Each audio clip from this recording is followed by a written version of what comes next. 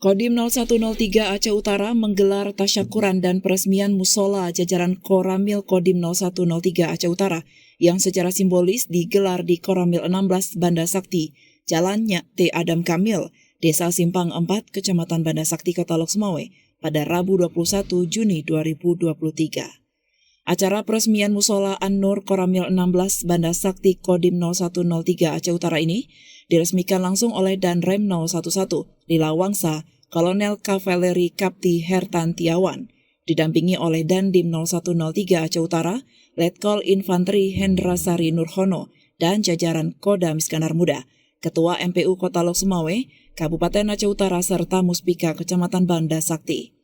Dalam sambutannya, Danrem 011 Lila Wangsa merasa bersyukur dan berbahagia atas selesainya pembangunan musola Koramil jajaran Kodim 0103 Aceh Utara yang menjadi kebanggaan prajurit serta keluarga besar Kodim 0103 Aceh Utara serta masyarakat sekitar. Danrem mengucapkan terima kasih kepada Dandim 0103 Aceh Utara, para donatur, juga kepada semua pihak yang telah berpartisipasi dalam pembangunan musola An-Nur dan bersyukur atas donasinya. Semoga apa saja yang sudah diberikan menjadi amal jariah di yaumul kiamah dan dimudahkan rezekinya serta melapangkan segala urusannya. Danrem 011 Lila Wangsa juga mengapresiasi program yang telah dijalankan oleh Letkol Hendrasari Nurhono, terutama program Gerakan Subuh ke Masjid atau GSM. Danrem berharap dengan adanya program ini bisa dijadikan contoh untuk kodim-kodim yang lain agar lebih bisa mendekatkan diri kepada Allah Subhanahu wa Ta'ala dan menjadi motivasi, dorongan moral serta semangat untuk memberikan karya terbaik untuk bangsa dan negara.